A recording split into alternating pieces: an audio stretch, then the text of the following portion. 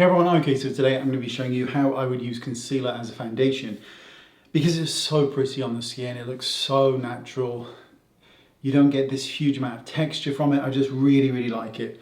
So the first thing I'm going to do is, I'm going to deal with my red ears as well.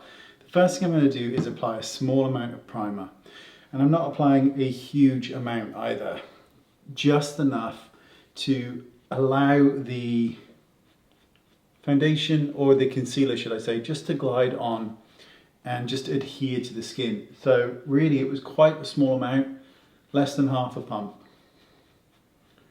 Okay, nice and smooth, beautiful. So I've never been a massive fan of liquid foundations, but I've always been a fan of concealers because they have a higher pigment ratio. They're able to adhere to the skin really nicely, and you can make them look beautiful. I'm going to use two shades today. I'm going to use Vanilla and Honey. So these two shades here by NARS. NARS is a great company. So what I'm going to do is apply 3 drops there, 1 drop, 2 drops on the nose, okay? 1, 2, 1, 2. Okay, so that's the areas that I would like to be a little bit lighter on my face. And then I'm going to take the Honey shade and I'm going to dot it on the outside corners of the face, not dipping back into the product. Okay, sides of the nose and a little bit on the chin. I'm going to take my number 13 brush, which is this brush here, and it's a, come on you little bugger. It's just wanting to stay on my face. No, this is just a great brush to use this with. So I'm going to start with the slightly deeper colours, and I'm just going to very lightly, without huge amounts of pressure, start to blend that into the skin. So you can see I'm not using massive amounts of pressure. I'm not jamming the brush in. I'm just enough to move the product. Oh, I hit that lighter shade. That's okay. We'll deal with that in a minute. Just enough to allow the product to glide onto the skin gently, kindly. Because I'm going to go back in a minute. Anything that I don't like, anything that I would like to be more perfected, I can. Going to start there in the middle, just blend out this slightly lighter shade. Now I'm going to start on the inside corner here, and I sweep that over the eyes because that can act as a really nice primer for the eyelid. Bridge of the nose, and then straight down across the lid, underneath the nose. And at this point you would kind of go, well, okay, I'll stop, but I don't stop here. I want to keep on blending. I just want to keep on going over and over everything before I stop. Now there is absolutely no way that you could tell there's anything on my skin. Now, please don't misunderstand that I think that a no foundation look is the way to go. You should do whatever you want. This is just my preferred preference, because I just want skin to look like skin.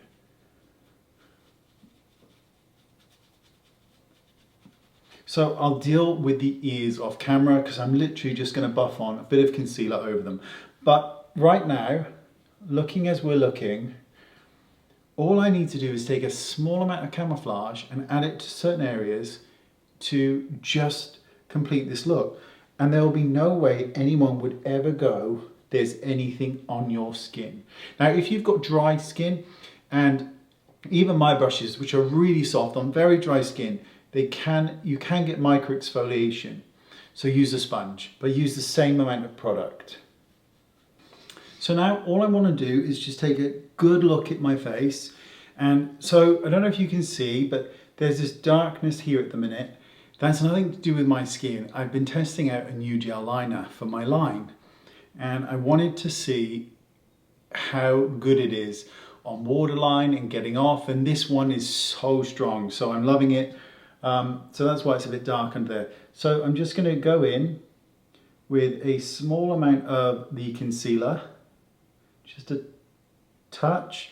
Just going to go over my brow, since that area gets a little bit, it can just be a bit red above my brows, and I'm just going to hit the outside corner of the eye.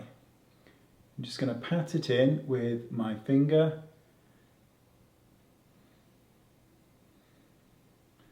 But it just takes away that darkness that is that can go on the outside corner of the eye, and it's really distracting when you're doing eyeshadow. I'm just going to very lightly just run underneath the eye, just to take away any excess redness there.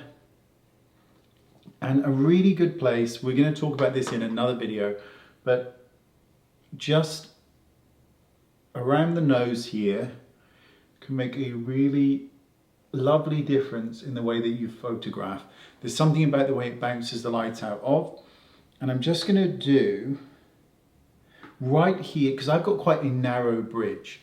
So I'm actually going to highlight that portion of my nose, and I'm just going to pat it in. You're not going to see any of this in real life on the skin because it's so minor, but I just really like it. So we're going to leave this, but we're going to set the makeup anyway. So I'm just going to go in with a little bit of loose powder. Just going to make sure that this area here, I'm not going to bother with the whole face, this area here, right down here, underneath the eye, and the nose.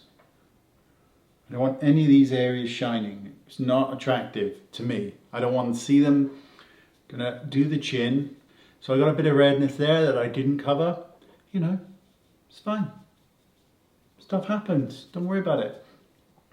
So all I want to do now is bring back colour in the face, and then we're done. So I'm going to take my airbrush brush, which is this one here, which is almost certainly out of stock and is probably never going to come back.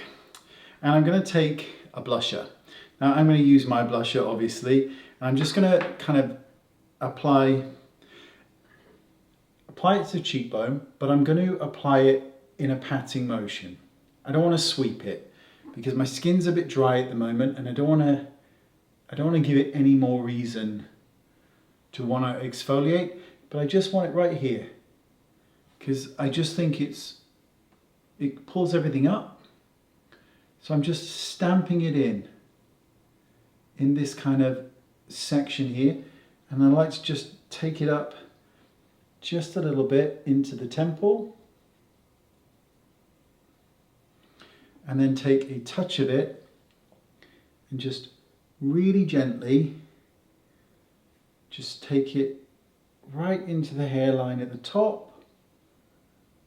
I love this trick. It's really nice.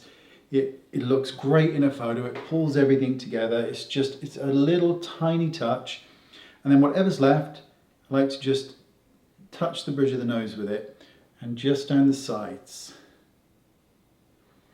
And that's it. You could now do anything you wanted. It's similar to the one we did with Cult Beauty. And then finally, I'm going to use this one, which is this illuminating spray by Cover FX.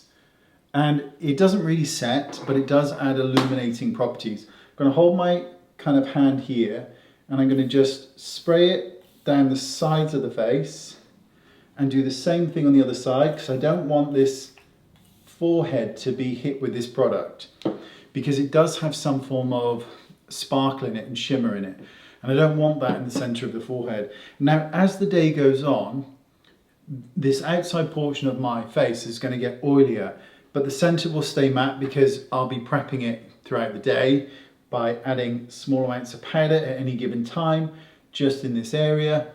and then let the rest be and let it come to life. But that's how I go about using concealer as a foundation. And I think that looks really good. I mean, it looks like skin, and I am all about that. I think it's a great way. I've always been a really big fan of the NARS concealers. I think they're great, the creamy concealers. I'll leave all the links to the products that I use in the description bar below.